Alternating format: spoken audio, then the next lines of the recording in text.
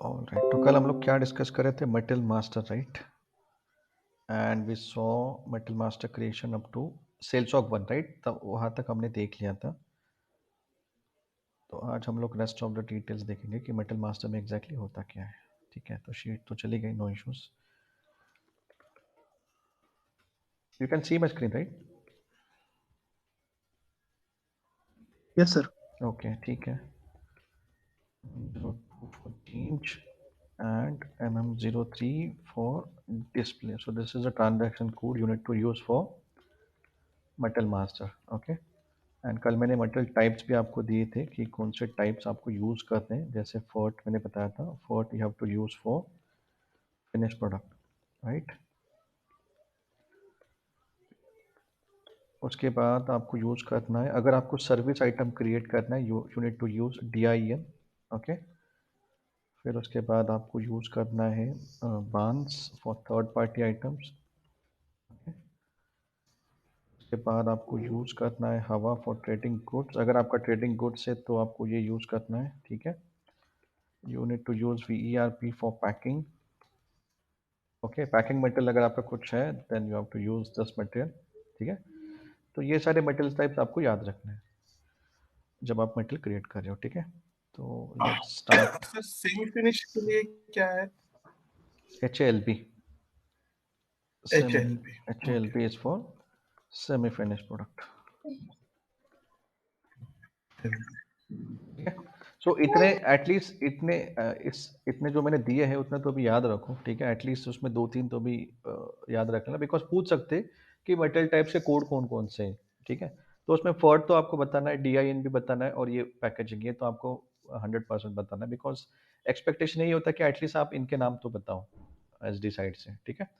बाकी बांस and all ठीक है, ये थर्ड पार्टी अगर ये इसको नहीं बताया तो भी चलेगा, but FERT DIN and this packaging material ये तो हम लोग बहुत बार यूज करते हैं SD के अंदर, तो आप इसको तो एटलीस्ट बता देना, ठीक है। ऑल राइट, सो अभी करते हैं मटेरियल को क्रिएट। ओके, तो गो टू MM01, राइट। तो कल हमने एक मटेरियल सेव किया था, क्या आई डोंट नो, व्हील्स हमने बनाया था बट सेव नहीं किया था शायद हमने। ठीक है, तो इसी को कंटिन्यू करते हैं। देन यहाँ पे आपको सेलेक्ट करना है industry sector, that is mechanical engineer. And यहाँ पे क्या सेलेक्ट करना है मेटल टाइप में, what to select for finish product.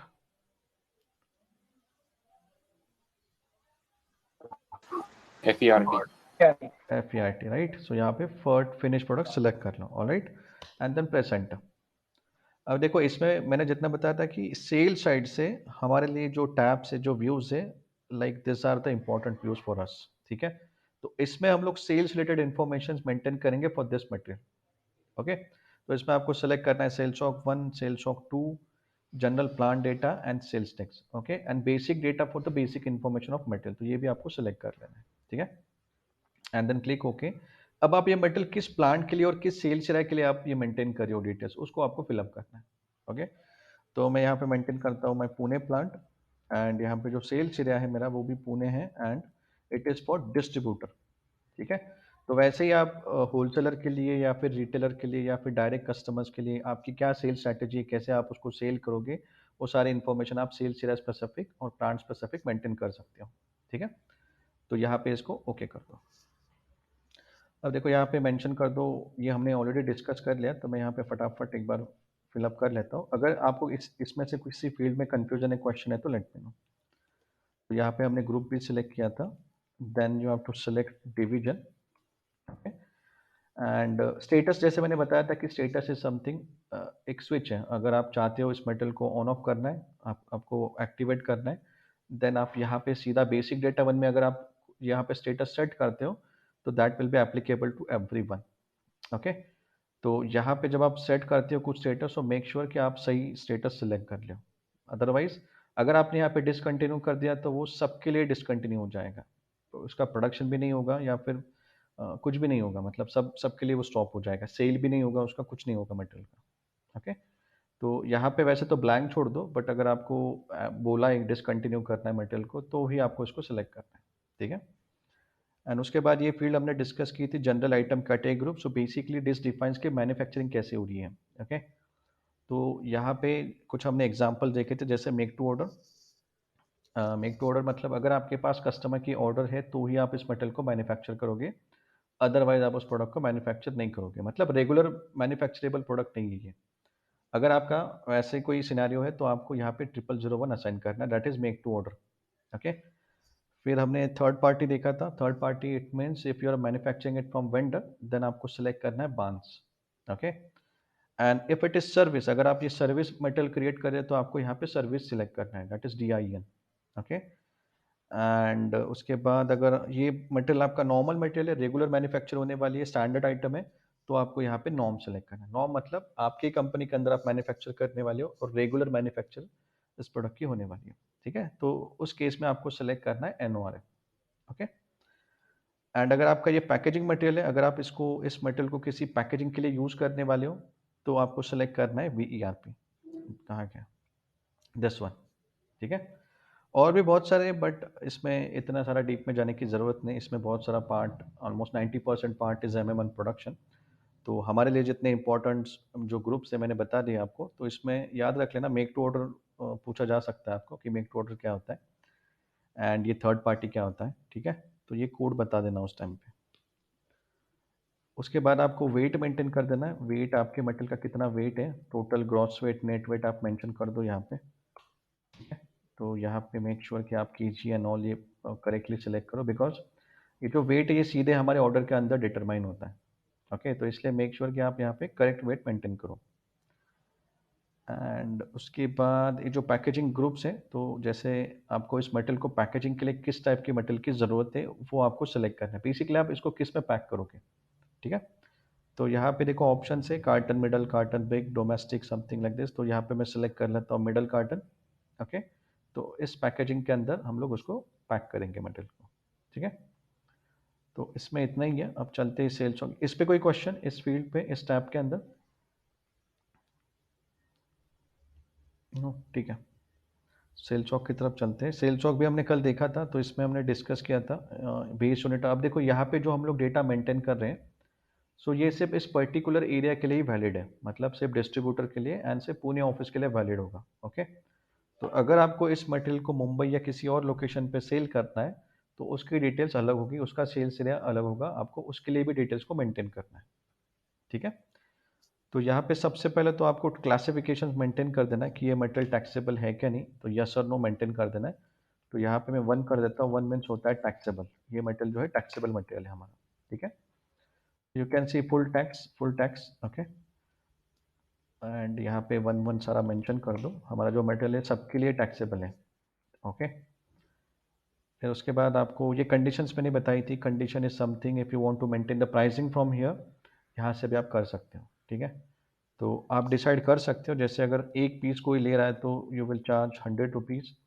Okay, अगर कोई 10 पीसेस ले रहा है तो you will charge 500 rupees, like this. ऐसे आप प्राइस यहाँ से मेंटेन कर सकते हो। ठीक है, तो ये एक ऑप्शन हमारे पास अवेलेबल है प्राइस मेंटेन का, बट हम लोग यहाँ से मेंटेन नहीं करते, तो प्राइसिंग के लिए अलग से रिकॉर्ड होता है, वहाँ से मेंटेन करते हैं। बट यहाँ पे भी SAP ने ऑप्शन हमें दे के रखा है। ठीक है, उसके बाद the most important delivering plant, इसको नहीं भूलना है आपको। डिलीवरिंग प्लांट में कल मैंने बताया था कि how system determines the plant, तो उसमें मटेरियल मास्टर के अंदर भी आपको प्रायोरिटी होती है, मतलब मटेरियल मास्टर की लास्ट प्रायोरिटी होती है।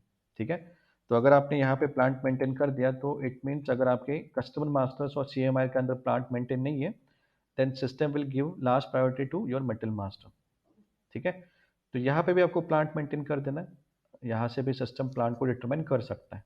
ओके, तो यहाँ पे प्लांट मेंटेन कर दो। उसके बाद ये स्टेटस मैंने बताया था। स्टेटस इट मीन्स कि अगर आपको इस पर्टिकुलर एरिया के लिए स्टॉप करना है, मतलब डिस्ट्रीब्यूटर को और पुणे में आपको सेल नहीं करना है प्रोडक्ट को, सिर्फ पर्टिकुलर एरिया के लिए, तो आप इस दोनों में से कोई भी एक स्टेटस को सेट कर सकते हो, ऐसे डिसकंटिन्यूड या फिर ऑब्सोलेट करके आप सिलेक्ट कर सकते हो। ठीक है, तो अगर इस एरिया से कोई ऑर्डर आती है और कोई अगर कोई इसको इस मेटल को एंटर करता है तो system will give error message that this product is discontinued. तो उस पर्टिकुलर एरिया के लिए आप उसको यूज नहीं कर सकते, सेल नहीं कर सकते। ठीक है, तो अब ये जो आप यहाँ पे स्टेटस सेट करते हो वो सिर्फ पर्टिकुलर एरिया के लिए होता है, मतलब सबके लिए एप्लीकेबल नहीं है वो बस पुणे के लिए और सिर्फ डिस्ट्रीब्यूटर के लिए आप उसको स्टॉप कर रहे हो। ठीक है, तो ये डिफरेंस है। अगर बेसिक डेटा वन में अगर आप ये स्टेटस सेट करोगे तो वो सबके लिए एप्लीकेबल हो जाएगा, सारे ऑर्गेनाइजेशन यूनिट्स के लिए, प्लांट्स के लिए, सबके लिए एप्लीकेबल होगा। बट अगर आप सेल्स एरिया के अंदर मेंटेन करते हो तो स्पेसिफिक टू सेल्स एरिया ही वो एप्लीकेबल होता है। ठीक है, तो यहाँ पे भी जब आप स्टेटस सेलेक्ट करते हो तो मेक श्योर आप सही से स्टेटस सेलेक्ट कर रहे हो, अदरवाइज आप जैसे ही यहाँ पे डिसकंटिन्यू सेलेक्ट करोगे इस एरिया के अंदर कोई भी ऑर्डर आने दो, किसी भी ऑर्डर के लिए सिस्टम आपको इस मटेरियल को यूज करने के लिए अलाउ नहीं करेगा। ओके, तो उस केस में हो सकता है कि कंपनी को लॉस हो, बिकॉज अगर कस्टमर को आप ऑर्डर नहीं दे पाए तो कस्टमर ऑर्डर कैंसिल कर सकता है। अगर ऑर्डर कैंसिल होती है तो ऑब्वियसली लॉस ही है कंपनी के लिए। ठीक है, तो ये भी स्टेटस आपको याद रखना है। उसके बाद डिवीजन, तो ये तो आपको एज इट इज जैसे बेसिक डेटा वन में आपने असाइन किया है वैसे एज इट इज यहाँ पे डिवीजन को असाइन करना है कि ये प्रोडक्ट कौन से डिवीजन के अंडर आता है, तो हमने यहाँ पे व्हीकल्स कर दिया। ठीक है, and base unit of measure, जब आप सेल कर रहे हो तब आप कैसे मेजर करोगे इस प्रोडक्ट को, तो हम लोग पीसेस में ही कैलकुलेट करेंगे, ईच में ही कैलकुलेट करेंगे। तो इसलिए मैंने यहाँ पे ई मेंशन कर दिया, it means it is each, तो आप पर पीस के हिसाब से मेजर करोगे। ठीक है, फिर उसके बाद यहाँ पे कुछ वैलिडिटी पीरियड्स भी अवेलेबल है। अगर आपको मटेरियल्स को किसी पर्टिकुलर एक ड्यूरेशन के लिए ही वैलिड रखना है सेल के लिए, तो आप यहाँ पे वैलिडिटी पीरियड को भी सेट कर सकते हो। ठीक है, तो यहाँ पे जैसे आप ये सेट कर सकते हो, जैसे आज से लेके नेक्स्ट ईयर तक ये मटेरियल वैलिड होगा। ओके, तो जैसे आप इसको सेलेक्ट कर लोगे तो मटेरियल उतने दिन तक ही वैलिड होगा हमारा। ठीक है, तो ये कुछ 6 महीने का सेलेक्ट हो गया, तो इस डेट तक हमारा मटेरियल वैलिड होगा इस एरिया के लिए, मतलब आप इस डेट तक इस प्रोडक्ट को सेल कर सकते हो डिस्ट्रीब्यूटर को पुणे ऑफिस के अंदर। ठीक है, तो जैसे ही ये डेट क्रॉस हो जाएगी इस एरिया के लिए मटेरियल ऑब्सोलेट हो जाएगा, मतलब डिसकंटिन्यू हो जाएगा, वो फिर सेल नहीं कर सकते। ठीक है, बट यहाँ पे अगर आप आके डेट चेंज करते हो तो वापस से आप यहाँ पे एक्टिवेट कर सकते हो। ठीक है, तो ये भी एक ऑप्शन एसएपी ने दे के रखा है, बट यहाँ पे डेट एंटर करने की ज़रूरत नहीं है, अगर रिक्वायरमेंट है तो ही आपको ये सारे फिलअप करना है। एंड उसके बाद we saw minimum order quantity, minimum delivery quantity. अगर आपको रिस्ट्रिक्शन रखना है कि एटलीस्ट मिनिमम ऑर्डर होनी चाहिए 1000 क्वांटिटी की, तो ही आप इस प्रोडक्ट को कस्टमर को दोगे। ऐसा नहीं कि एक दो कोई भी एक दो क्वांटिटी के लिए ऑर्डर आती और हम लोग उसको दे देंगे, ऐसा नहीं होता। कंपनी हमेशा बल्क में सेल करती है। ओके, तो अगर 1000 क्वांटिटी के ऑर्डर हैं तो ही सिस्टम आपको इस प्रोडक्ट के लिए ऑर्डर प्रोसेस करने के लिए अलाउ करेगा। अगर सिस्टम को लगता है कि नहीं 1000 के नीचे क्वांटिटी है तो सिस्टम आपको अलाउ नहीं करेगा, आपको कंटिन्यूसली एरर मैसेज आते रहेगा कि minimum order quantity should be 1000। Okay, तो यहाँ पे ये ऑप्शन दे के रखा है, अगर चाहो तो आप ये भी सिलेक्ट कर सकते हो अगर आपके क्लाइंट की रिक्वायरमेंट है तो। ठीक है, तो इसको मैं यहाँ से निकाल देता हूँ। फिर मिनिमम डिलीवरी क्वांटिटी भी सेम ही है, जब आप डिलीवरी करते हो तो उसके लिए भी आपका रिस्ट्रिक्शन होगा कि एटलीस्ट 1000 क्वांटिटी होनी चाहिए तभी उसको आप डिलीवर करोगे। ठीक है, ऐसे नहीं कि पूरे ट्रक के अंदर बस एक बॉक्स हम लोग डिलीवर कर रहे कस्टमर को, एटलीस्ट 1000 होगी तभी कंपनी उसको डिलीवर करेगी कस्टमर को। ओके, तो ये भी आप यहाँ पे रिस्ट्रिक्शन लगा सकते हो डिलीवरी के लिए। ठीक है, तो यहाँ पे तो इम्पोर्टेंट जितने भी मैंने डिस्कस की वो सारे फील्ड्स इम्पोर्टेंट है। ओके, तो इसको अच्छे से कर लेना। कोई क्वेश्चन इस फील्ड पे, किसी भी फील्ड पे आपको कुछ एग्जांपल चाहिए और, या क्लियर है? Hello, yes. हाँ sir, D chain spec status फिर से एक्सप्लेन करोगे एक बार? अच्छा, ये जो स्टेटस होता है ना, मतलब अगर देखो अगर आपको इस एरिया के अंदर, मतलब पुणे का जो हेड ऑफिस है, मान लो कि आपके पुणे के हेड ऑफिस के जितने भी आपके कस्टमर्स हैं उसके लिए आपको वो प्रोडक्ट नहीं देना है, डिसकंटिन्यू कर देना है आपको। ठीक है, होता है ना कंपनी कभी कभी डिसीजन लेती है कि कोई एक पर्टिकुलर रीजन में उस प्रोडक्ट को कंप्लीटली सेल करने के लिए रोक देती है, नहीं देना है वहाँ पे। ठीक है, तो अगर आपको करना है कि ये प्रोडक्ट जो है सेल के लिए कंप्लीटली स्टॉप कर देना है फॉर एनी पर्टिकुलर रीजन और पर्टिकुलर किसी कस्टमर्स के लिए, कस्टमर मतलब जैसे डिस्ट्रीब्यूटर हो, रिटेलर हो, नॉट स्पेसिफिक कस्टमर, बट जैसे डिस्ट्रीब्यूटर को स्टॉप करना है या फिर रिटेलर्स को या डायरेक्ट कस्टमर को, तो आप यहाँ पे जो स्टेटस है अगर आप यहाँ पे सेट कर देते हो डिसकंटिन्यू, ठीक है, ये वाला ऑप्शन, तो इट मीन्स होता है कि आपका जो सेल है वो कम्प्लीटली रुक जाएगा। अगर कोई भी इस एरिया की ऑर्डर आती है उसमें अगर आप ये प्रोडक्ट को एंटर करते हो तो सिस्टम आपको एरर मैसेज थ्रो करेगा कि this product is discontinued for this area. इसका मतलब इस पुणे ऑफिस के अंदर आप कोई भी इस प्रोडक्ट को सेल नहीं कर सकता, बिकॉज यहाँ पे आपने स्टेटस सेट कर दिया डिसकंटिन्यूड करके। ठीक है, तो system continuously error message throw करता रहेगा, अगर आप कितना भी उसको कोशिश करो, ट्राई करो, बट फिर भी सिस्टम आपको अलाउ नहीं करेगा, बिकॉज यहाँ पे स्टेटस आपने सेट कर दिया। ठीक है, तो होता है बहुत बार कि कंपनी डिसाइड करती है कि किसी पर्टिकुलर एरिया में नहीं बेचना उनको प्रोडक्ट या स्टॉप कर देना है, बिकॉज वहाँ पे सेल है ही नहीं। ओके, तो फिर उस केस में आप ये अप्लाई कर सकते हैं। Thank you sir. यस, और कोई क्वेश्चन?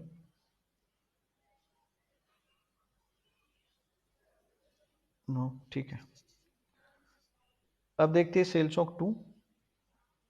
अब सेल्स ऑफ जो है स्पेसिफिक टू, अच्छा एक मिनट, ये क्या होता है?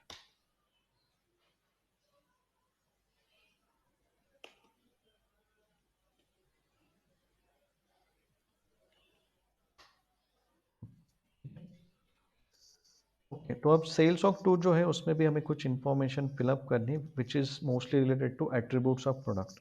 ठीक है, तो यहाँ पे सबसे इम्पोर्टेंट जो टैब्स है हमारी, ये दो सबसे इम्पोर्टेंट फील्ड्स है इस टैब के अंदर, that is general item category groups and item category group.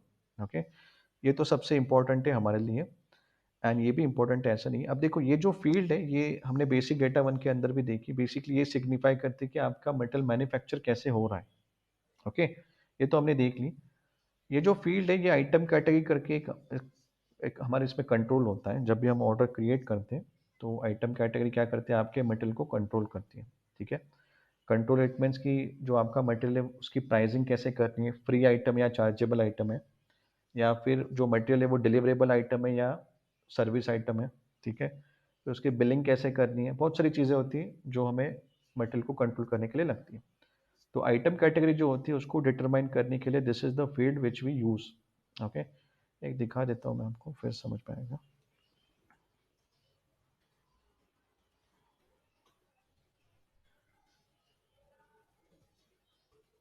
देखो मैं एक ऑर्डर प्रोसेस कर रहा हूँ, ठीक है, एंड यहाँ पे मुझे जिस प्रोडक्ट के लिए ऑर्डर आई है, तो मैं यहाँ पे जैसी मटेरियल को एंटर करता हूँ, यू कैन सी यहाँ पे एक जो आइटम कैटेगरी कोड है वो डिटरमाइन होता है 4 डिजिट का, 4 या 3 डिजिट का होता है। ठीक है, so you can see this code has determine this, we call it as a item category. अब ये क्या है, इसका पूरा टॉपिक ही है।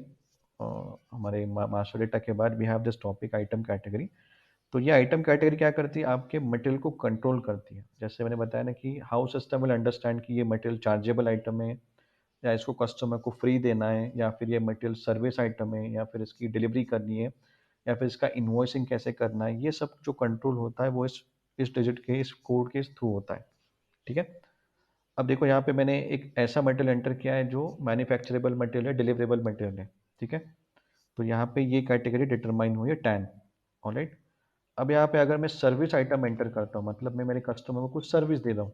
ओके, अब देखो यहाँ पे जो कोड है कुछ अलग से डिटरमाइन होता है, दैट इज टीएडी। ई छोड़ दो, ई तो कस्टमाइज है, टैड डिटरमाइन हुई है। ठीक है, तो इसका मतलब ये है कि ये जो मटेरियल है ये सर्विस आइटम है, एंड इसकी डिलीवरी क्रिएट नहीं होगी बिकॉज ये सर्विस है, इसकी आप मैन्युफैक्चरिंग नहीं कर रहे हो। तो डायरेक्ट ऑर्डर क्रिएट होगी और डायरेक्टली इनवॉइस क्रिएट होगा। ओके, एंड ये जो आइटम है ये आइटम है आपका मैन्युफैक्चरेबल डिलीवरेबल आइटम। ठीक है, तो ये जो आइटम है इसकी डिलीवरी भी क्रिएट करनी और इसका इनवॉइस भी होगा, ऑर्डर भी क्रिएट होगी, सब कुछ क्रिएट होगा इस आइटम का। ठीक है, तो ऐसे आप कंट्रोल कर सकते हैं बहुत सारी चीज़ें जो ये आइटम कैटेगरी हमारे मटेरियल को कंट्रोल करती है। तो वो टॉपिक के टाइम हम लोग देखेंगे और डिटेल में। बट ये यहाँ पे जो आ रही है, जैसे अगर आपने देखा होगा मैंने बस मटेरियल को एंटर किया and with that system is automatically determine this category. Okay, इसको मैं एंटर करता हूँ, इस मेटल को मैं एंटर करता हूँ,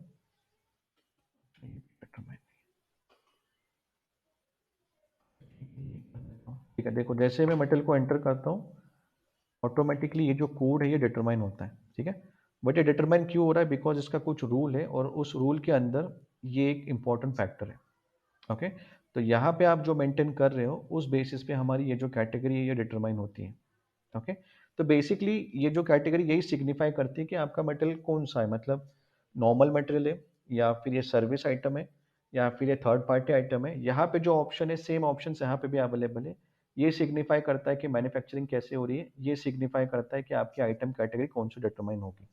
ओके, सो आइटम कैटेगरी का टॉपिक सेपरेटली है तो उस टाइम पे हम लोग और डिटेल में देखेंगे, बट अभी के लिए इतना समझो, this field is a key field to determine this 4 digit code, this we call it as item category. And इसका यूज़ क्या है मैं डिटेल में आपको बताऊंगा उस टॉपिक के टाइम, बट अभी के लिए नोट करना। अगर इसमें देखोगे तो ऑप्शन सेम ही है, इसमें कोई डिफरेंस नहीं है। मतलब जो मेक टू ऑर्डर या फिर आपका जो मैंने थर्ड पार्टी बताया था या फिर सर्विसेज बताया था, वो सारे के सारे सेम ऑप्शन जो यहाँ पे अवेलेबल है यहाँ पे भी अवेलेबल है, ठीक है। बट ये फील्ड ये सिग्निफाई करेगी कि ये मटेरियल सर्विस आइटम है या फिर नॉर्मल आइटम है, ये फील्ड उसको कंट्रोल करेगी, ठीक है। तो इसको देखेंगे अच्छे से हम लोग और आइटम कैटेगरी के टाइम। तो बस इसको याद रखना कि हमने इस फील्ड को देखा था आइटम कैटेगरी ग्रुप को इन सेल्स ऑफ टू फील्ड, ठीक है। ऑल राइट, ये तो आपको पता ही है ये क्या है, इससे आप मैन्युफैक्चरिंग कैसे हो रही है वो हम लोग सिस्टम को बता रहे हैं, ओके। उसके बाद ये एक इंपॉर्टेंट फील्ड है account assignment group. So basically क्या होता है इंडस्ट्री के अंदर आपके जो अकाउंट्स होते हैं बहुत सारे, मतलब जो आप सेल कर रहे हो प्रोडक्ट, तो उसका जो पैसा आता है वो बहुत सारे अकाउंट्स में जाता है। जैसे रेवेन्यू अकाउंट एक होता है जिसमें आपका जो भी प्रॉफिट जनरेट हुआ है वो उस रेवेन्यू अकाउंट में जाएगा, ठीक है। आपके जो भी टैक्सेस है टैक्स के लिए अलग से एक अकाउंट होता है, तो टैक्स का पैसा पूरे टैक्स अकाउंट में जाता है, ठीक है। फिर अगर आपने कुछ डिस्काउंट्स दिया है कस्टमर को, वो डिडक्शंस होते हैं वो भी एक अलग अकाउंट में जाते हैं, ओके। फिर अगर आपके फ्री चार्जेस है, शिपिंग चार्जेस है, वो भी अलग अकाउंट्स में जाते हैं, ठीक है। तो इंडस्ट्री के अंदर हर एक चीज़ के लिए एक एक अकाउंट होता है और उसमें हमारा पैसा मूव होता है, ओके। तो अब यहाँ पे जो फील्ड है वो उसमें हम लोग ये मेंशन करते हैं बेसिकली आपका जो प्रोडक्ट है उसकी कैटेगरी क्या है, मतलब आप ट्रेडिंग कर रहे हो या फिर आप फिनिश प्रोडक्ट बना रहे हो, ठीक है। तो अब देखो यहाँ पे इसका पर्पज़ ये है कि फिनिश प्रोडक्ट जो है उसका पैसा हम लोग उसी अकाउंट पे मूव करेंगे फिनिश प्रोडक्ट के लिए, ठीक है। मान लो कि अगर कोई प्रोडक्ट है उसके आप ट्रेडिंग कर रहे हो, मतलब आप मैन्युफैक्चर भी कर रहे हो बट ट्रेडिंग भी कर रहे हो, तो ट्रेडिंग का पैसा जो है आप अलग अकाउंट में शो करोगे और आप ही कंपनी में जो आप मैन्युफैक्चर कर रहे हो जो रेडी प्रोडक्ट बना रहे हो उसका पैसा आप अलग अकाउंट में मूव करोगे, ठीक है। आप सर्विसेज का जो पैसा आपका आ रहा है उसके लिए अलग अकाउंट होगा, सर्विसेज का पैसा आपका अलग अकाउंट में जाएगा। मतलब हर एक कैटेगरी के लिए आपका एक एक अकाउंट होगा और वो जो पैसा है वो मतलब जैसे फिनिश गुड्स का जो पैसा है वो उसी अकाउंट में मूव होगा, सर्विसेज का पैसा सर्विस के अकाउंट में ही मूव होगा, ठीक है। तो ये जो फील्ड है this is the field which will help to move our money to the right account, okay. तो अकाउंट डिटर्मिनेशन के टाइम मैं बताऊंगा इसको कि ये क्या है एग्जैक्टली, ठीक है। बट अभी के लिए इतना समझो कि इसके थ्रू हम लोग हमारा जो पैसा है वो करेक्ट अकाउंट पे मूव कर रहे हैं, ठीक है। तो आपके अलग अलग अकाउंट्स होंगे, ट्रेडिंग गुड्स के लिए अलग से अकाउंट होगा, सर्विसेज के लिए अलग से अकाउंट होगा, फिनिश गुड के लिए अलग से अकाउंट होगा। तो एट लास्ट आप जैसे ही आपका ईयर एंड क्लोज होता है तो यू कैन सी कि आपने ट्रेडिंग गुड से कितना पैसा कमाया, सर्विसेज से कितना पैसा आया, फिनिश गुड से कितना पैसा आया, ये सब उस अकाउंट में आप देख सकते हो, ओके। सो यहाँ पे अभी के लिए बस आपको ये मेंशन करना है कि आप ट्रेडिंग कर रहे हो, सर्विस है या फिर फिनिश गुड है, आप क्या कर रहे हो, ठीक है। सो ये हमारा फिनिश प्रोडक्ट है तो इसको बस फिनिश प्रोडक्ट असाइन कर दो, ओके। और इसका जो फुल फॉर्म है ACCT, इसका मतलब होता है अकाउंट असाइनमेंट ग्रुप, मतलब ये कोड है एंड इस कोड की हेल्प से हम लोग हमारा जो पैसा है वो करेक्ट अकाउंट में मूव करेंगे, ठीक है। तो ये याद रख लेना account assignment group, account determination के टाइम भी हम इसको और अच्छे से देखेंगे, ठीक है। बट अभी के लिए इतना समझो ये अकाउंट असाइनमेंट ग्रुप कोड है जिसके थ्रू पैसा आपका इस अकाउंट इसके थ्रू करेक्ट अकाउंट में मूव होगा, ओके। उसके बाद है मटेरियल प्राइसिंग ग्रुप। तो यहाँ पे प्राइसिंग ग्रुप आप असाइन कर सकते हो, ठीक है। तो इंटरनल सर्विस, ठीक है, ये छोड़ दो अभी के लिए, आपके लिए इंपॉर्टेंट नहीं है, इसको आप स्किप कर दो। प्रोडक्ट हायरार्की यहाँ पे भी अवेलेबल है। अब देखो प्रोडक्ट हायरार्की का मीनिंग आपको सबको क्लियर है कि प्रोडक्ट हायरार्की होती क्या है। मैंने एग्जांपल दिया था रेडमी का, तो आपको वो एग्जांपल याद है रेडमी का जैसे मैंने बताया था। अब देखो यहाँ पे हम लोग फिर से यहाँ पे हायरार्की असाइन है, यहाँ पे फिर से आ गई। अब इसका क्या पर्पज होता है, ठीक है। तो अब जैसे मान लो कि रेडमी का जो मैंने एग्जांपल दिया था, सी रेडमी 6 तक हमने देखा था, लेवल 6 तक, ओके। अब नेसेसरी नहीं कि आप इस एरिया के अंदर सारे के सारे लेवल 6 तक के प्रोडक्ट सेल करोगे। हो सकता है कि आप पुणे के अंदर रेडमी 4 तक की फ़ोन सेल करना चाहते हो, ओके। तो आप यहाँ पे क्या करोगे, लेवल 4 तक की हायरार्की ही असाइन करोगे। मतलब जितना इस एरिया के अंदर आपने अलाउ करके रखा है उतना ही आप यहाँ पे हायरार्की असाइन करोगे। जैसे फॉर एग्जांपल मान लो आईफोन, अब आईफोन यूएस में जैसे उनके लॉन्च होता है तो ऐसा नहीं कि वो इमीडिएटली इंडिया में भी आ जाता है, राइट। पहले वहाँ पे सेल होगा, चाइना में सेल होगा, फिर आते आते लास्ट में इंडिया की तरफ आता है। तो वो क्या करेंगे, वैसे एक्टिवेट करेंगे, ठीक है। मतलब उस यूएस की सेल शेयर को पहले एक्टिवेट करेंगे, वहाँ की हायरार्की में वो ऐड होगा, जो भी उनका नया वर्जन है वहाँ पे सेल होगा। बट इंडिया के जो सेल शेयर रहेगा उसमें वो हायरार्की असाइन नहीं होगी। और जैसे ही उनका लॉन्च होगा, एक्टिवेशंस होगा, तब जाके वो मेटल मास्टर में वो जो हायरार्की है जो न्यू प्रोडक्ट के लिए उन्होंने बनाई है वो असाइन होगी और फिर वहाँ पे सेल होगा, ठीक है। तो आप डिसाइड कर सकते हो आपको एरिया वाइज वो प्रोडक्ट कौन से लेवल तक सेल करना है, ठीक है। तो उस हिसाब से आप यहाँ पे हायरार्की असाइन करोगे। सपोज मैंने यहाँ पे असाइन कर दी लेवल 4 तक की हायरार्की, तो मैं उतना ही रेडमी 4 तक की फ़ोन को सेल कर सकता हूँ। उसके आगे के ऑल्दो अवेलेबल है बट फिर भी मैं सेल नहीं कर सकता बिकॉज़ वो हायरार्की असाइन नहीं है फॉर माय सेल्स एरिया। समझ में आया ये क्यों यहाँ पे सेल्स एरिया में फिर से हायरार्की है? क्लियर है? या और एग्जांपल दूँ आपको? Yes sir. क्लियर कि नहीं? Yes sir. ठीक है। ओके, ठीक है। तो आप यहाँ पे हायरार्की असाइन कर सकते हो जो चाहो और उस हिसाब से हम लोग सेल करेंगे इसको, ठीक है। ओके, अब देखो यहाँ पे मटेरियल ग्रुप्स है। मटेरियल ग्रुप्स मतलब अब आपका जो प्रोडक्ट है उसके जो भी फीचर्स हैं आप यहाँ पे लिस्ट डाउन कर सकते हो। फीचर्स मतलब मान लो कि ये आपकी कार है, ओके। तब कार के अंदर आपके बहुत सारे फीचर्स है जैसे डुअल टोन कलर्स हो गए, तो आप जितने भी कलर्स है आपके पास आप इस मटेरियल ग्रुप के अंदर लिस्ट डाउन करोगे, ठीक है। यहाँ पे सारे जितने भी कलर्स आपके डुअल टोन कलर या फिर सिंगल कलर जितने भी कलर्स आपके अवेलेबल है वो सारे के सारे आप यहाँ पे ऐड कर सकते हो। अब ये सब चेंज होता है, ठीक है, ये कोई भी चेंज कर सकता है। तो यहाँ पे कंपनी आपके प्रोडक्ट के हिसाब से यहाँ पे सारी वो लिस्ट डाउन करेंगी जो भी हो कलर्स अवेलेबल हो, ठीक है।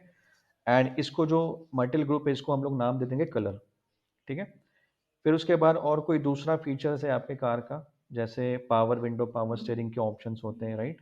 या फिर मान लो स्पीकर्स, तो स्पीकर्स में भी आपके पास ऑप्शंस अवेलेबल है, JBL के स्पीकर, बोट के स्पीकर या फिर कुछ और फॉरेन ब्रांड के स्पीकर्स हैं।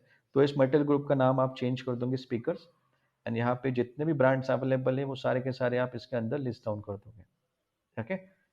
फिर उसके बाद और कुछ फीचर्स हैं आपके कार का, जैसे ABS सिस्टम अवेलेबल है या फिर वो जो होता है ना सनरूफ, क्या बोलते हैं उसको, स्लाइडर वाला, वो भी ऑप्शन अगर आपके पास अवेलेबल है तो वो भी आप इसके अंदर लिस्ट कर सकते हो। तो material group is something features of your product, ठीक है।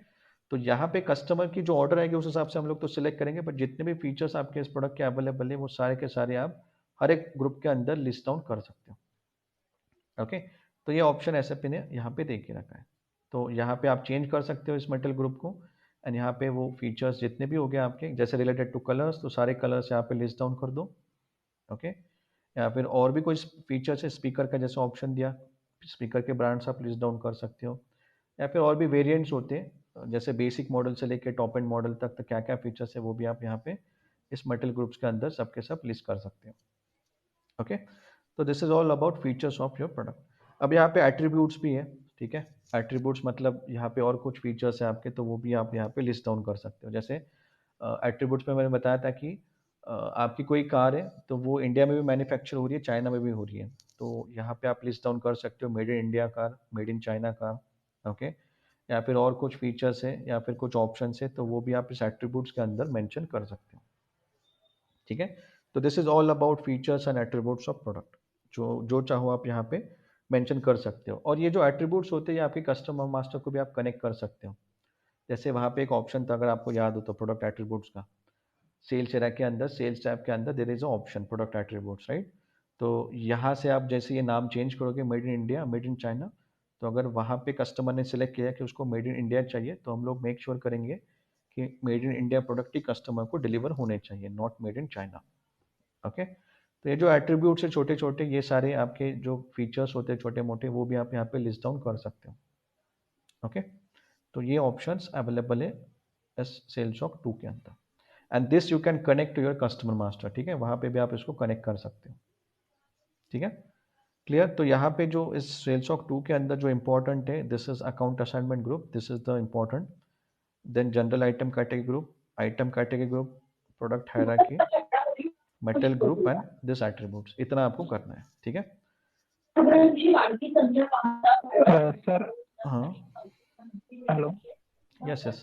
सर मटेरियल ग्रुप के अंदर आप मटेरियल ग्रुप की जगह कलर का जो ये बात कर रहे थे वो कैसे चेंज करना है नियम? वो कॉन्फ़िगरेशन में जाके चेंज करना पड़ता है। एक मिनट दिखाता हूँ मैं। उसका पाथ तो याद नहीं मुझे, पाथ तो काफ़ी अंदर है उसका। लेट्स सी मिलता है क्या, या फिर गूगल से ढूंढना पड़ेगा। लॉजिस्टिक तब तक कोई ये गूगल पे ढूंढो कि how to change the product attributes. आपकी भी प्रैक्टिस हो जाएगी। जाओ गूगल पे टाइप करो how to change the product attributes in metal master. Okay sir. एक minute, shipping basic shipping function path बताओ कोई, अगर किसी को मिल जाए तो हम लोग देख लेते हैं।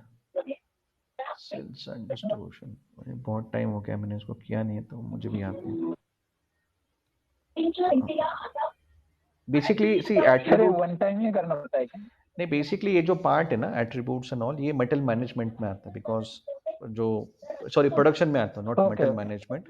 प्रोडक्शन वाले क्या करते हैं, जैसे ही वो मैन्युफैक्चर कर लेते हैं ना तो प्रोडक्शन। एट्रीब्यूट्स एक बनाते हैं, वो ऐड कर देते हैं। बट कभी कभी आपको करना पड़ सकता है, तो गुड टू नो कि ये ओके कहाँ से होता है इसका पार्ट। ठीक है, मैं एक काम करता हूँ, पाथ जैसे मिलता है मैं आपको दिखा देता हूँ, ठीक है? या फिर ढूंढ लो आप लोग भी ऐसे कुछ ओके तो। सर, नो प्रॉब्लम, मैं सर्च कर लूंगा सर गूगल पे। हाँ ठीक है। ओके।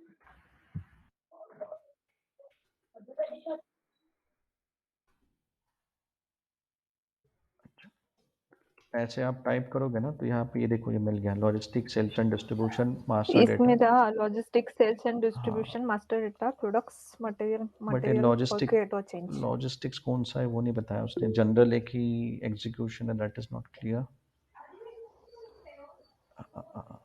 ठीक है, आप लोग ढूंढ लो, ये आपके लिए टास्क है, चलो आप ही कर लेना, ठीक है?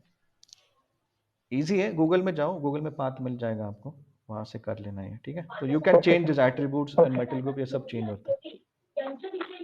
Yes sir. ठीक है, चलते हैं सेल जनरल प्लान डेटा के अंदर।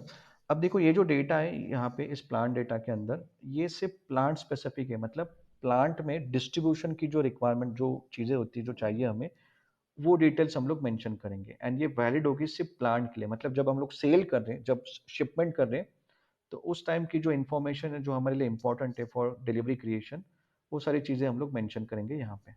ओके, तो अब ये सेल चेहरा स्पेसिफिक नहीं है, प्लांट स्पेसिफिक है। प्लांट की डिस्ट्रीब्यूशन रिलेटेड डिटेल जो है वो मेंशन करनी है। ओके, तो यहाँ पे देखो अभी से प्लांट शो कर रहे हैं एंड उसकी रिलेटेड इन्फॉर्मेशन जहाँ पे मेंशन करनी है, तो ये इन्फॉर्मेशन सिस्टम यूज करेगा फॉर द शिपमेंट। जब आप शिपमेंट करोगे उस टाइम पे सिस्टम यहाँ से डिटेल्स को पिक करेगा। ओके, तो अब यहाँ पे देखो फिर से बेस यूनिट ऑफ मेजर आ गया, तो मेजर कैसे करेंगे आप प्लांट के अंदर भी। ओके, तो ये तो ईच ही रहेगा। उसके बाद यहाँ पे फिर से ग्रॉस वेट, नेट वेट, ये सब कुछ आ गया। तो एज इट इज जो बेसिक डेटा वन में है वो हमें यहाँ पे मेंटेन कर देना है, ठीक है? अब उसके बाद सबसे इंपॉर्टेंट चीज़ जो है ये अवेबिलिटी चेक है। ओके, अवेबिलिटी चेक काफ़ी इंपॉर्टेंट है एसएपी के अंदर। अवेबिलिटी चेक क्या करता है कि जैसे ही आप, अब मैं दिखाई देता हूँ आपको तो आपको समझ में आएगा, ठीक है? अब देखो मैंने ये मेटल्स को एंटर किया है। ओके, अब देखो यहाँ पे ये मैंने प्रोडक्ट को एंटर किया है एंड उसमें यू कैन सी मैं यहाँ पे क्वांटिटी चेंज कर देता हूँ 10।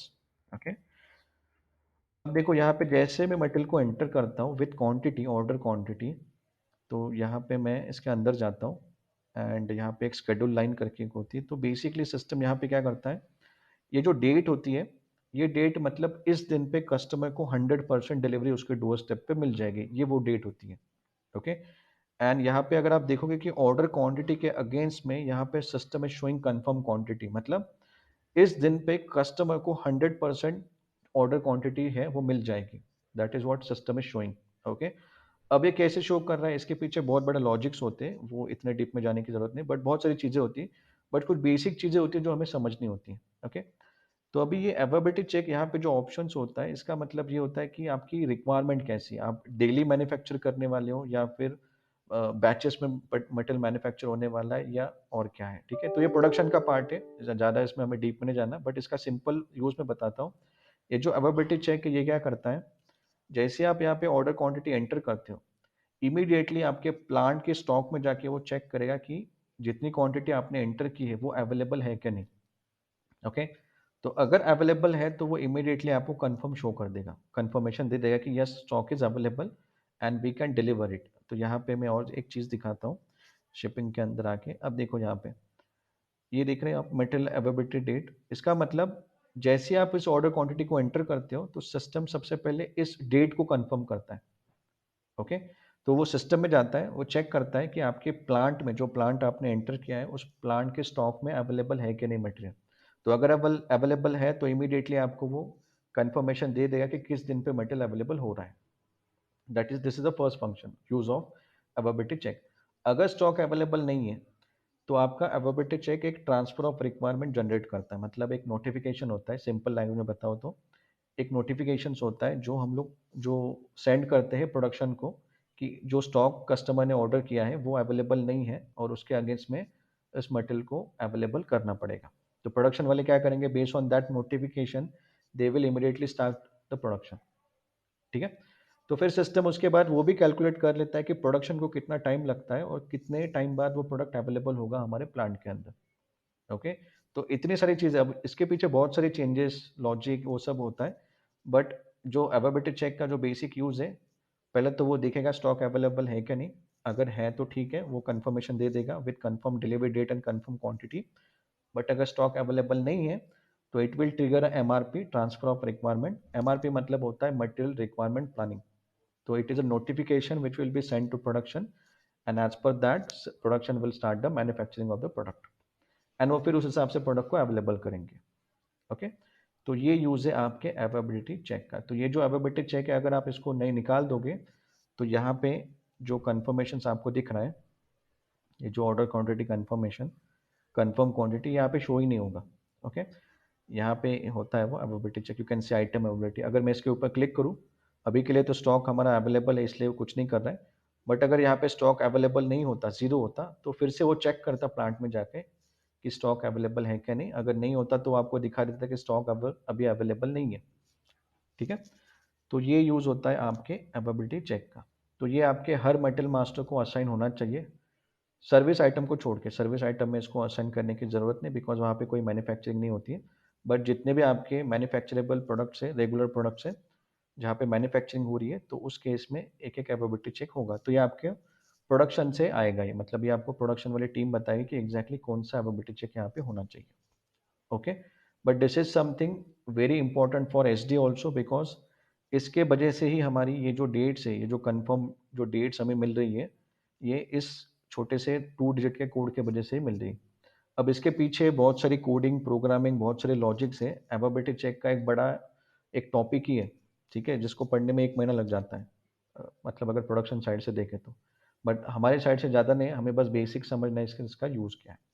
तो for us it is just to confirm the delivery date and confirm quantity, that's it. इतना ही यूज़ है हमारे लिए, बट इसका फिर भी बहुत बड़ा यूज़ है, बिकॉज इसी के बेसिस पे हमारी सारी डेट्स कैलकुलेट होती है। जैसे देखोगे, मटेरियल जब जिस दिन अवेलेबल हो रहा है उसके बाद इस सारी डेट्स को कैलकुलेट करना पड़ता है सिस्टम को। अगर मटेरियल अवेलेबल नहीं है तो फिर ट्रांसपोर्टेशन प्लानिंग की डेट, लोडिंग डेट या फिर गुड्स इशू डेट, ये सब प्लान करके कुछ नहीं मिलेगा सिस्टम को। ठीक है, तो जैसे ही मटेरियल अवेलेबिलिटी हो जाती है उसके बाद ही सिस्टम ये सारी की सारी डेट्स को कैलकुलेट कर लेता है।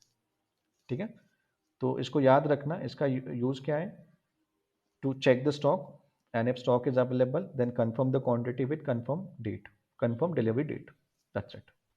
ठीक है, तो यहाँ पे अभी के लिए आप इंडिविजुअल रिक्वायरमेंट असाइन कर सकते हो या फिर इंडिविजुअल के बजाय डेली रिक्वायरमेंट करो। डेली रिक्वायरमेंट मतलब ये जो प्रोडक्ट है डेली मैन्युफैक्चरिंग होगा, तो डेली इसकी मैन्युफैक्चरिंग करनी है, that is what the meaning of this daily requirement.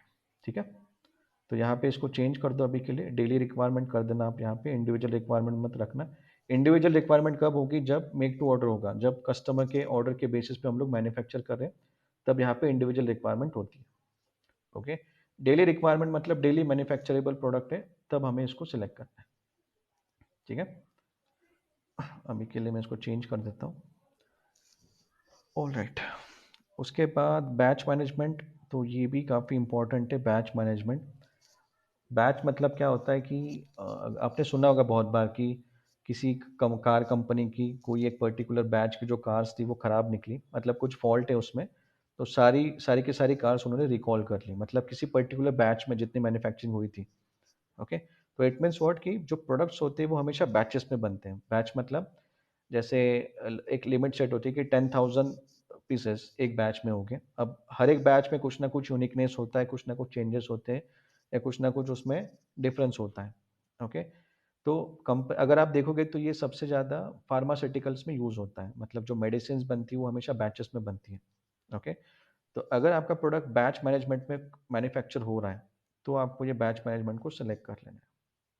ठीक है, एंड अगर इससे क्या होगा कि जब हम लोग डिलीवरी करते हैं या फिर हम लोग जब ऑर्डर भी बनाते हैं, तो ऑर्डर के अंदर भी हमारे यहाँ पे बैच को सिलेक्ट करने का ऑप्शन होता है। मतलब आप सिलेक्ट कर सकते हो, जैसे ही आपने ये मटेरियल एंटर कर दिया, तो यहाँ पे आप बैच नंबर एंटर कर सकते हो। अब जैसे मान लो कि आपके पास आपकी कंपनी के अंदर 10-15 बैचेस में कुछ प्रोडक्ट्स हैं, तो आप डिसाइड कर सकते हो कि आपको उस कस्टमर को कौन-सी बैच में प्रोडक्ट देना है। मतलब पुराने वाले लास्ट ईयर के बैचेस वाला प्रोडक्ट देना है, या फिर न्यू ईयर में जो न्यू प्रोडक्ट है उसमें जो चेंजेस है वो बैच में से प्रोडक्ट देना है, तो आप डिसाइड कर सकते हो। तो यहाँ पे बैच नंबर होता है, जैसे ही वो बैच का नंबर आप असाइन करोगे तो सिस्टम ट्राई करेगा कि उसी बैच में से कस्टमर को डिलीवरी दें हम लोग, ठीक है? तो ये जो बैच आपको दिख रहा है यहाँ पे, तो यहाँ पे वो बैच नंबर असाइन करना पड़ता है। तो प्रोडक्शन वाले क्या करते हैं कि जब मैन्युफैक्चरिंग करते हैं, तो उसको एक बैच नंबर दे देते हैं। जैसे 10,000 जो पीसेस हो गए उसके लिए एक बैच नंबर होगा, एंड वो बैच नंबर आपको यहाँ पे असाइन करना पड़ता है। तो सिस्टम जब आप डिलीवरी करोगे तो इसी बैच से कस्टमर को डिलीवरी होती है। ओके, तो ये बैच मैनेजमेंट अगर एलिजिबल है आपका प्रोडक्ट बैचेस में मैन्युफैक्चरिंग हो रही है तभी आपको इसको सिलेक्ट करना है। अगर नहीं हो रही है बैच मैनेजमेंट में तो आप इसको सिलेक्ट मत करना। तो ये मोस्टली आपको फार्मास्यूटिकल्स और कार इंडस्ट्री उसी के अंदर आपको ये सबसे ज़्यादा मिलेगा बैच मैनेजमेंट, ठीक है? तो इसको देख लेना, अगर आपको चाहिए तो रिक्वायरमेंट होगी तो सेलेक्ट करना, अदरवाइज इसको ब्लैंक छोड़ सकते हो। उसके बाद है transportation group and loading group. तो ये हमारे लिए काफ़ी इंपॉर्टेंट है फ्रॉम डिस्ट्रीब्यूशन पर्सपेक्टिव। तो सबसे पहले देखते हैं लोडिंग ग्रुप। लोडिंग मतलब आपका जो प्रोडक्ट है उसको लोड करने के लिए आपको क्या चाहिए। आपको क्रेन लगने वाली है या फिर आपको कोई इंटरनल व्हीकल्स के थ्रू भी आप लोड कर सकते हो। लोड मतलब समझता है ना, देखा होगा कि कभी अपने प्लांट के अंदर क्रेन्स होती है जो मटेरियल को उठाती है और ट्रक के अंदर लोड करती है, राइट? सो वो होता है लोडिंग ग्रुप। तो आप यहाँ पे ऑप्शन सेलेक्ट कर सकते हो कि इस प्रोडक्ट के लिए आपको लोड करने के लिए कौन से इक्विपमेंट की ज़रूरत है, ठीक है? जैसे क्रेन्स हो गई, फोर्कलिफ्ट्स हो गई, या मैनुअल मतलब आप हाथ से भी उठा के रख सकते हो, राइट? तो यहाँ पे अभी ये लिस्ट भी आप मॉडिफाई कर सकते हो, ठीक है? तो जो एक्चुअल प्रोडक्ट है जिसकी ज़रूरत है लोडिंग करने के लिए वो आप यहाँ पे लिस्ट डाउन कर सकते हो, यहाँ पे उसको असाइन कर सकते हो। ओके, अब इसको जो हम लोग असाइन करें इसका यूज़ क्या है? देखो यहाँ पे जो लोडिंग ग्रुप हम लोग असाइन करेंगे उसका सीधा इम्पैक्ट हमारे डिलीवरी डेट पे पड़ रहा है, ठीक है? अभी जो मैंने आपको डेट्स दिखाई थी, यहाँ पे वापस आ जाता हूँ। ये जो कन्फर्मेशन या डिलीवरी डेट जो आपको यहाँ पे दिख रही है, तो उसके पीछे लोडिंग डेट का भी कैलकुलेशंस होता है। मतलब लोडिंग करने के लिए आपके प्लांट के अंदर कितना टाइम लगता है, ओके? तो यहाँ पे अगर आप देखोगे लोडिंग डेट, तो यहाँ पे देखो सिस्टम 1 दिन ले रहा है, मतलब 1 दिन का टाइमिंग है आपके प्लांट के अंदर टू लोड द मटेरियल। मतलब जैसे ही मटेरियल अवेलेबल होता है, पिकिंग पैकिंग हो जाती है, तो उसके बाद it takes 1 day to load the material into truck. This is a standard time. तो उस बेसिस पे सिस्टम ने यहाँ पे ये डेट एक कैलकुलेट कर ली कि 1 दिन तो लगता ही है लोडिंग करने के लिए, ओके? तो यहाँ पे जो आप असाइन करते हो, जो भी आप असाइन करोगे उसका सीधा इम्पैक्ट यहाँ पे पड़ता है डेट्स पे, ठीक है? तो अगर मान लो आप क्रेन ले रहे हो तो क्रेन के लिए हो सकता है कि ऐसा नहीं कि इमीडिएटली हो जाएगी, क्रेन से शेड्यूल होते हैं आपके लोडिंग्स, ओके? बिकॉज़ बहुत सारे प्रोडक्ट्स बनते हैं तो उसकी टाइमिंग शेड्यूल होती है कि ये बैच कब लोड होगा या आपका जो प्रोडक्ट है वो कब लोड होगा, उसके पर्टिकुलर शेड्यूल्स होते हैं सारे डेट एंड टाइम, ओके? तो अगर क्रेन से लोडिंग है तो टाइम लगेगा, बट अगर मैनुअल लोडिंग है तो एक दिन में भी सेम डे पे भी आपका पिकिंग, पैकिंग और लोड भी हो सकता है। तो डिपेंड आप यहाँ पे क्या ऑप्शंस असाइन कर रहे हो, उस बेसिस पे सिस्टम यहाँ पे इस डेट को कैलकुलेट करता है, ओके? तो ये जो फील्ड है ये आपको यहाँ पे करेक्टली सिलेक्ट करनी है, तो मैं यहाँ पे कर देता हूँ क्रेन। तो ये ग्रुप है जिसके थ्रू हमारी लोडिंग होगी मटेरियल के अंदर, ठीक है? तो अब ये जो लोडिंग ग्रुप है इसके बैकएंड में टाइमिंग्स एंड आवर्स जो होते हैं वो सब मेंटेन होते हैं। ये सब production, I mean not production, जो आपके लॉजिस्टिक की जो टीम होती है वो सब ये डेट्स एंड टाइम मेंटेन करते हैं कि कितना उनका स्टैंडर्ड टाइम है, ओके? एंड उस बेसिस पे लोडिंग एक्टिविटी कंप्लीट होती है, ठीक है? उसके बाद ट्रांसपोर्टेशन ग्रुप भी ट्रांसपोर्ट अरेंज, मतलब इस मटेरियल के लिए आपको किस टाइप के ट्रांसपोर्टेशन ग्रुप की ज़रूरत है, ठीक है? तो वो भी आप यहाँ पे सिलेक्ट कर सकते हैं। उस बेसिस पे भी हमारी, अगर आप यहाँ पे देखोगे, मैं ऑर्डर के अंदर आ जाता हूँ। ये देखो यहाँ पे ये जो दिख रहा है ट्रांसपोर्टेशन प्लानिंग डेट, मतलब ट्रांसपोर्टेशन अरेंज करने के लिए आपको कितना टाइम लगता है स्टैंडर्ड, ठीक है? तो वो भी डेट सिस्टम ने यहाँ पे कैलकुलेट कर ली कि एक दिन पे, सेम डे पे हमारी ट्रांसपोर्टेशन अरेंज भी हो रहा है और सेम डे पे लोडिंग भी हो रहा है। मतलब एक दिन के अंदर ये दो एक्टिविटी सिस्टम कैलकुलेट कर रहा है, ठीक है? तो यहाँ पे आपको वो असाइन करना है कि इस मटेरियल को किस टाइप की ट्रांसपोर्टेशन की ज़रूरत है। तो यहाँ से आप सेलेक्ट कर लो कौन से ऑप्शन हैं जिसमें आप कर सकते हो। जैसे मैं बाय ट्रक करता हूँ कि ट्रक में हम लोग इस मटेरियल को ट्रांसपोर्ट कर सकते हो, या फिर अगर आपका कोई मटेरियल है जिसको अगर किसी स्पेशल टाइप की स्टोरेज की या स्पेशल टाइप ऑफ ट्रांसपोर्टेशन की ज़रूरत है, तो वो भी आप यहाँ पे सिलेक्ट कर सकते हो। जैसे कुछ केमिकल्स होते हैं जो आप नॉर्मल ट्रक में शिप नहीं कर सकते, उसके लिए स्पेशल टाइप के ट्रक्स ही लगते हैं, जैसे पेट्रोल हो गया, राइट, या फिर कोई ऐसे हैजार्डस केमिकल है जिसको आप ऐसे नॉर्मल ट्रक में नहीं डिलीवर कर सकते, उसके लिए स्पेशल टाइप के ट्रक ही चाहिए होते हैं, तो उसको अरेंज करने के लिए टाइम लगता है। ओके, बट अगर आपके नॉर्मल ट्रक्स है तो वो तो वहाँ पे होते ही है आपके प्लांट के अंदर, इमीडिएटली आप उसमें लोड कर सकते हो। ठीक है, ये देखो यहाँ पे container, frozen, chilled, dry, van, ये समथिंग बहुत सारे ऑप्शन है। ओके, तो यहाँ पे मैं कर देता हूँ बाय ट्रक, ट्रक के थ्रू हम लोग इस मटेरियल को डिलीवर करेंगे। ठीक है, तो ये जो 2 फील्ड है, ये 3 फील्ड है बेसिकली, ये सबसे इंपॉर्टेंट है इस टैब के अंदर।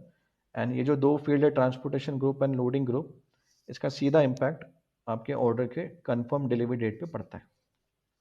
ठीक है, एंड बाकी तो ये क्लियर है ना, दोनों भी transportation group, loading group and availability check. Any question here?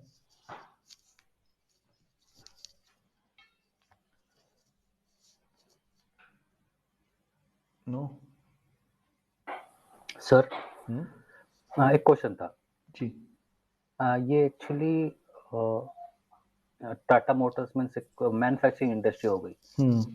अगर ये कोई सर्विस इंडस्ट्री या आईटी इंडस्ट्री हो तो उसके लिए एग्जांपल कैसे दिया जाएगा?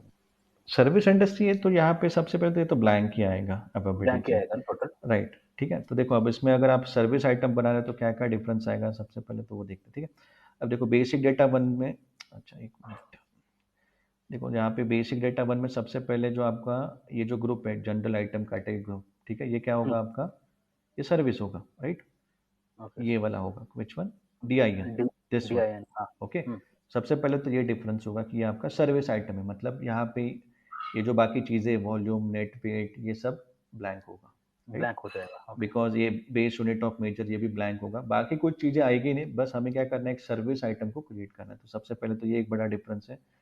उसके बाद यहाँ पे सेल्स ऑफ वन के अंदर भी, यहाँ पे भी ऐसे ये प्लांट वन सब ब्लैंक होगा, मतलब मटेरियल ग्रुप, प्लांट, ये सब आपका ब्लैंक होगा यहाँ पे। ठीक है, ओके। ये भी सब कुछ। फिर उसके बाद सेल्स ऑफ टू के अंदर ये भी दोनों भी DIN हो गए, जनरल आइटम कैटेगरी ग्रुप, और ये भी DIN ही हो गए। ठीक है, ओके, सिर्फ कैटेगरी चेंज करनी है। हाँ बस कैटेगरी चेंज करनी है आपको। तो अगर आप कैटेगरी चेंज करते हो तो सामने भी वैसे ही इम्पैक्ट होता है, मतलब जब अब यहाँ पे मैंने बताया था ना आपको, एक दिखाता हूँ मैं, ये देखो, ये जो सेकंड वाला आइटम मैंने एंटर किया था वो सर्विस आइटम ही है, ये जो है ना ये वाला, ओके। ये देखो ये हाँ। सर्विस आइटम है। अगर आप देखोगे CSSRM-R, मतलब ये इलेक्ट्रॉनिक सर्विसेज दे रहे हैं हम लोग। ओके, तो ये वो वाला आइटम है, देखो, और यहाँ पे देखो 1R है, H मतलब होता है R। ओके, तो बट यहाँ पे प्लांट आई है, मतलब इसका नहीं, ऐसा मतलब नहीं कि ये यहाँ से डिलीवर हो रहा है, बस ये कि इस ये प्लांट है जो वो सर्विस दे रहा है, इसलिए यहाँ पे प्लांट डिटरमाइन हुआ है। ओके, एंड बाकी की भी चीज़ें वो यहाँ पे हमें सेट करनी है, जैसे ये तो दोनों सर्विस होगी, यहाँ पे अकाउंट असाइनमेंट ग्रुप भी आपका सर्विस होगा, जो आपका पैसा आएगा वो सीधे सर्विसेज में जाएगा। ओके, एंड उसके बाद यहाँ पे अवेलेबिलिटी चेक आपका ब्लैंक होगा, बिकॉज कुछ होगा ही नहीं ना, कुछ आपको क्या बोलते हैं उसमें, मैन्युफैक्चरिंग है, तो क्या अवेलेबिलिटी चेक करेंगे हम लोग, राइट। फिर बाकी ये सब कुछ ब्लैंक होगा आपका, transportation group, loading group, packing group, सब कुछ ब्लैंक होगा, बस सर्विसेज के जितने भी ऑप्शन है वो आपको सिलेक्ट करते हैं, that's it। ये एक्चुअली हाइड नहीं होता है। नहीं अगर नहीं, सर्विस इसमें नहीं सेलेक्ट होता है करते मटेरियल मास, कैटेगरी नहीं नहीं, इसमें नहीं होता है हाइड, आपको बस ब्लैंक छोड़ देना है, बिकॉज ब्लैंक छोड़ दीजिए। हाँ मैंडेटरी नहीं है यहाँ पे कुछ भी। ठीक है, तो आप इसको ब्लैंक छोड़ सकते हैं। ठीक है, थैंक यू सर। या ओके, तो बाकी इसमें ओके, ये भी एक इम्पॉर्टेंट है यहाँ पे, जो मटेरियल ग्रुप पैकिंग मटेरियल से बेसिकली हम लोग यहाँ पे मटेरियल ग्रुप असाइन कर रहे हैं। ठीक है, मतलब पैकिंग एग्जैक्टली। अब यहाँ पे देखो, जब आप सेल कर रहे हो प्रोडक्ट को, जब डिस्ट्रीब्यूट कर रहे हो, शिप कर रहे हो कस्टमर को, तो उस टाइम पे कौन सी पैकिंग होनी चाहिए, ये हम लोग यहाँ पे असाइन कर रहे हैं। ठीक है, तो पैकिंग में बताऊंगा आपको कि कैसे पैकिंग करना है, कैसे कॉन्फ़िग करना है पैकेजिंग का, वो सब भी मैं आपको बताऊंगा। उस टाइम पे भी ये वापस से आएगा। ठीक है, तो उस टाइम पे और डिटेल में आपको बताता हूँ, बट अभी के लिए इतना समझो कि यहाँ पे हमने मेटल को जब हम लोग सेल करेंगे तब कौन से टाइप की पैकेजिंग होगी उसकी, तो वो हमने यहाँ पे असाइन कर दिया है। ठीक है, ऑलराइट, तो इसमें इतना ही है, बाकी छोड़ दो अभी फ़िलहाल के लिए, अभी आपके लिए काम का नहीं है। सीरियल नंबर एक है, प्रोफ़ाइल, हाँ, ये एक इम्पॉर्टेंट है सीरियल नंबर। सीरियल नंबर मतलब क्या होता है कि जब जैसे आपका ऑर्डर से डिलीवरी बनती है, तो आपके जितने भी क्वांटिटी आपने एंटर की है, तो सीरियल नंबर मतलब हर एक यूनिट के लिए, हर एक पीस के लिए एक-एक यूनिक नंबर हम लोग असाइन करते हैं। जैसे आपने भी देखा होगा ना कि आपके कुछ प्रोडक्ट आता है तो उसके ऊपर सीरियल नंबर्स होते हैं, राइट? तो हर एक प्रोडक्ट के लिए हम लोग एक यूनिक नंबर असाइन करते हैं, that is what a serial number is, ठीक है? तो अब सीरियल नंबर जो होते हैं उसकी एक प्रोफाइल से कोड्स होते हैं, जैसे हमने नंबर सिस्टम, नंबर रेंज का देखा था कंसेप्ट कि अगर आप एक रेंज असाइन कर दो तो सिस्टम उसमें से ही नंबर्स को डिफाइन करता है, वैसे ही सीरियल नंबर्स की प्रोफाइल्स होती हैं। ओके, तो मतलब किस टाइप में कोड्स बनेंगे, एबीसीडी बनेंगे या फिर न्यूमेरिक्स बनेंगे, अल्फ़ाबेट्स बनेंगे या फिर कॉम्बिनेशंस अल्फ़ाबेट्स प्लस न्यूमेरिक्स हो गए या आपको स्पेशल कैरेक्टर्स चाहिए, तो ये सारी प्रोफाइल्स होती हैं। ओके, तो आपको बता दिया जाएगा कंपनी में कौन सी प्रोफाइल असाइन करनी है आपको इस प्रोडक्ट के लिए, बस उस प्रोफाइल को आपको सेलेक्ट कर देना है। ओके, तो जब आप डिलीवरी करते हो उस टाइम पे वहाँ पे सीरियल नंबर असाइनमेंट का एक ऑप्शन आता है, मैं दिखाऊंगा डिलीवरी के टाइम कैसे सीरियल नंबर को असाइन करना है, बट यहाँ पे बस आपको ये असाइन करना है कि किस टाइप के सीरियल नंबर्स ट्रिगर करते हैं आपको, ठीक है? तो अभी के लिए मैं बस यहाँ पे सीरियल नंबर 1 को असाइन कर देता हूँ। 1 मतलब होते हैं कि न्यूमेरिक्स में सीक्वेंसली सिस्टम नंबर जनरेट करेंगे, ठीक है? मतलब जैसे 1 से लेके 1000 तक जो नंबर्स हमने असाइन किए, उसी के अंदर से हमारे नंबर ट्रिगर होते रहेंगे। ओके? तो ये एक बस असाइन कर देना है इसमें, और बाकी कुछ नहीं करना है आपको, ये सब ब्लैंक छोड़ देना है, दिस वन ऑल्सो, ये सारे नीचे के ये सब ब्लैंक छोड़ देना है। प्रॉफिट सेंटर मतलब ये आपके फिनांस का पार्ट आता है, ठीक है? प्रॉफिट सेंटर समझता क्या होता है? प्रॉफिट सेंटर, कॉस्ट सेंटर कभी सुना है किसी ने? एक्चुअली है फिनांस टर्म ये। Yes, sir. Profit center means plant, production plant, hmm, and cost centers means your engineering department, right, very good, R&D. Correct, correct. मतलब देखो, प्लांट ही एक ऐसी चीज़ है जो कंपनी को प्रॉफिट देती है, राइट? इसलिए प्रॉफिट सेंटर प्लांट को बोलते हैं। बाकी जितने भी हैं आपके ऑफिसेज़ हो गए या फिर आपके एम्प्लॉइज़ हो गए या फिर बाकी जो कुछ भी है जो इनडायरेक्टली आपको प्रॉफिट दे रहे हैं, वो सारे कॉस्ट सेंटर होते हैं। सारे कॉस्ट टू कंपनी है, ठीक है? तो प्लांट को छोड़ के प्लांट ही एक प्रॉफिट सेंटर होता है, बाकी सारी चीज़ें आपकी कॉस्ट सेंटर होती हैं, ठीक है? तो यहाँ पे प्रॉफिट सेंटर होता है, बट ये फाइनेंस वाले असाइन करेंगे, हमें असाइन करने की ज़रूरत नहीं है यहाँ पे। बट डिफरेंस समझ में आ गया आपको, प्रॉफिट सेंटर, कॉस्ट सेंटर? वैसे कोई पूछेगा नहीं, but I mean good to know that, ठीक है? तो यहाँ पे क्लियर है सबको, availability check, transportation group, loading group, तो ये 3 तो आपको भूलना नहीं है, ठीक है? ये तीनों के तीनों इंपॉर्टेंट है। आपको पूछ सकते हैं कि प्लांट डेटा के अंदर which are the important fields we have in metal master, तो इसको तो सबसे पहले बोलना है, फिर transportation group and loading group को, ठीक है? ऑलराइट, अब लास्ट वाले चलते हैं टैब के अंदर, सेल्स टैक्स के अंदर। अब ये लास्ट वाला है। अब देखो, सेल्स टैक्स मतलब क्या होता है कि suppose you want to pass any additional information to anyone, तो आप यहाँ से पास कर सकते हो, ठीक है? जैसे फॉर एग्जांपल आपको पास करना है कि ये जो मटेरियल है, this need to be handle with care, वो होता है ना, आपने देखा होगा कि हैंडल विथ केयर या फिर हैजार्डस मटेरियल, ओके? या फिर आपको कुछ इंस्ट्रक्शन पास करने की इस मटेरियल को, इस पर्टिकुलर प्रोडक्ट को कैसे स्टोर करना है, कैसे शिप करना है, या क्या क्या रूल फॉलो करने हैं, ओके? तो ये सब यहाँ पे, जैसे कोई केमिकल है, मान लो ये प्रोडक्ट कोई केमिकल Ship है, in a cool and dry places. हाँ, राइट, तो यहाँ पे आप उसके पूरी मैनुअल लिख सकते हो कि उसको कैसे शिप करना है, कैसे उसको मतलब ट्रांसपोर्ट करना है, किस टाइप का ट्रक चाहिए, कैसे उसको स्टोर करना है, कितना टेम्परेचर रखना है, ओके? तो ये सारी जैसे वैक्सीन के केस ले लो, अगर वैक्सीन को आपको शिप करना है तो उसको वो रेफ्रिजरेटर वाला ही ट्रक चाहिए, ऐसा नहीं कि नॉर्मल इसमें हम वैक्सीन लेके जा सकते हैं, उसमें भी टेम्परेचर होता है, उतने टेम्परेचर के अंदर ही वो वैक्सीन को स्टोर करना पड़ता है, right? So all this information you can pass here, okay? अब यहाँ पे जो आप इन्फॉर्मेशन पास कर रहे हो, ये इन्फॉर्मेशन कॉपी होती है हमारे ऑर्डर के अंदर, डिलीवरी के अंदर जितने भी डॉक्यूमेंट्स बनेंगे इस मेटल के थ्रू, सारे डॉक्यूमेंट्स में सिस्टम ये इन्फॉर्मेशन जो आपने यहाँ पे मेंटेन की है वो कॉपी हो जाती है, ओके? अब इसमें जितनी चाहो इतनी इन्फॉर्मेशन पास कर सकते हो, पूरा आप एक ये भी लिख सकते हो, एक ऐसे भी लिख सकते हो यहाँ पे, इतनी जगह है यहाँ पे, ठीक है? बट ऐसा नहीं करना है, बट जितनी इंपॉर्टेंट इन्फॉर्मेशन है वो आप यहाँ पे पास करो। जैसे फॉर एग्जांपल इस मटेरियल को ट्रांसपोर्ट करने के लिए आपका कोई ट्रांसपोर्टर है, ठीक है? तो उस ट्रांसपोर्टर का नंबर, उसका ड्राइवर नंबर या फिर फ़ोन नंबर, उसकी डिटेल्स, ओके, वो भी पास कर सकते हो, या फिर कुछ शिपिंग इंस्ट्रक्शंस है वो भी आप पास कर सकते हो, या पैकिंग के लिए कुछ इंस्ट्रक्शन है आपके, जिसके लिए आपको कुछ इंस्ट्रक्शन पास करना है वो आप यहाँ पे कर सकते हो, ऐड कर सकते हो, ठीक है, मतलब यहाँ पे नहीं, यहाँ पे आप वो पास करोगे बट यहाँ पे आप सेक्शंस बना सकते हो, जैसे शिपिंग इंस्ट्रक्शन, फिर नीचे और एक सेक्शन होगा पैकिंग इंस्ट्रक्शन, फिर अगर आपको ट्रांसपोर्टर की डिटेल पास करनी है उसके लिए और एक सेक्शन होगा ट्रांसपोर्टर की डिटेल्स। ओके, तो वो सारी इन्फॉर्मेशन आप यहाँ पे पास कर सकते हो। ओके, और ये जो इन्फॉर्मेशन है ये दिखाता हूँ मैं ऑर्डर के अंदर। देखो ये ऑर्डर है हमारी, एंड इस ऑर्डर के अंदर, इस मेटल के अंदर मैं जाऊँ तो यहाँ पे ये जो टेक्स्ट आइटम जो दिख रहा है आपको, टेक्स्ट वन, दिस वन, तो यहाँ पे वो सारी इन्फॉर्मेशन कॉपी होके आ जाती है, और सेम इन्फॉर्मेशन आपके डिलीवरी में भी कॉपी हो जाती है। तो वो जिसके लिए होती है उसको वो मिल जाती है, तो वो उस हिसाब से उसको, उस मेटल को वैसे वो एक्ट करता है। ठीक है, so text is for to pass the additional information, तो इसके लिए हम लोग यूज़ करते हैं। ठीक है, तो यहाँ पे आप इसको ऐड कर दो, handle with care hazards materials, and और कुछ ये करना हो तो पास कर सकते हो। ठीक है, एंड अगर आप चाहो तो मल्टीपल लैंग्वेजेस में भी इसको कर सकते हो, ऐसा नहीं कि इंग्लिश में ही होगा, ये चाइनीज़ में भी हो सकता है, जर्मन में भी हो सकता है, जो चाहे वो उस लैंग्वेज में आप उसको कन्वर्ट कर सकते हो। ठीक है, ऑल राइट, सो इतना ही है मेटल के अंदर। अब इतना होने के बाद आपको क्या करना है, जैसे ही आपने डिटेल्स फिलअप कर दी, अब ये बाकी हमें फिलअप नहीं करनी because this is not our part. Okay, जैसे आप ये इन्फॉर्मेशन फिलअप कर लेते हो आपको इसको सेव कर देना है। ओके, एंड देखो अभी हमारा मटेरियल क्रिएट हो गया, व्हील्स जो हमने क्रिएट किया था, अब ये मटेरियल हमारा रेडी हो चुका है। ठीक है, तो अब देखते हैं इसको ओपन करके, MM02 या 3 में जाके आप उसको चेक कर सकते हो कि जो हमने डिटेल्स फिलअप की है वही डिटेल्स है इसमें। तो आप यहाँ पे आ जाओ, MM02 में आ सकते हो या 3 में भी आ सकते हो। ठीक है, अब देखो यहाँ पे ये मेटल हमने एंटर कर दिया, व्हील 01। ठीक है, एंड जैसे आप इसको एंटर करते हो तो अभी के लिए देखो जितना हमने सिलेक्ट किया था उतनी व्यूज़ तो यहाँ पे आ गए। ओके, ये बाकी के बाय डिफ़ॉल्ट आते हैं, बट हमने इसको सिलेक्ट किया था, ये जो हमारे सेल्स वाले व्यूज़ थे हमने सिलेक्ट किया था। तो अब देखते हैं इसके अंदर क्या क्या इन्फॉर्मेशन है। अब देखो अगर यहाँ पे प्लांट सिस्टम पूछ रहा है, बट अगर मैं देखूँ कि ये मेटल कौन से प्लांट्स के लिए क्रिएटेड है, तो यहाँ पे जैसे मैं इस मैग्नीफाइंग ग्लास पे क्लिक करता हूँ तो you can see this metal is available only for 3000 for now. Okay, मतलब इसी प्लांट के लिए अवेलेबल है अभी फिलहाल के लिए।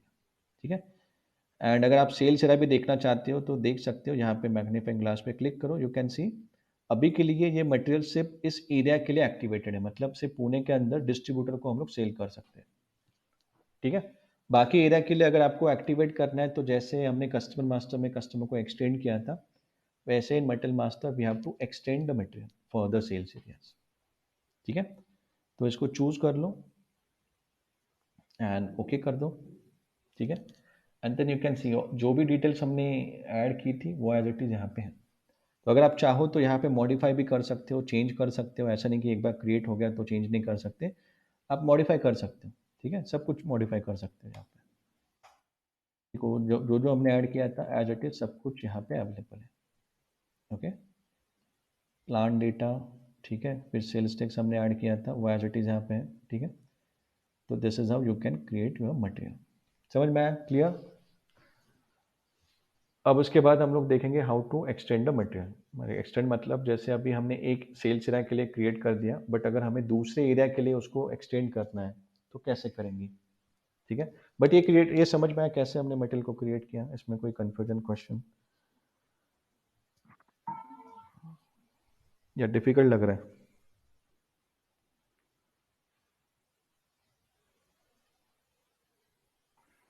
थोड़ा सा डिफिकल्ट है, प्रैक्टिस करना पड़ेगा। हाँ, सी इट्स ऑल प्रैक्टिस। ठीक है, मतलब इनिशियली आपको लगेगा डिफिकल्ट है, बट जैसे आप खुद एक दो बार प्रैक्टिस करोगे ना तो इट्स वेरी इजी। मतलब जैसे 2-3 बार आप ट्राई कर लेना हो जाता है, कोई दिक्कत नहीं है इसमें ऐसे, but at last practice is important. या ठीक है, तो आगे बढ़ना है या फिर स्टॉप करूं? एक्सटेंशन आज अभी देखना है या कल देखना है?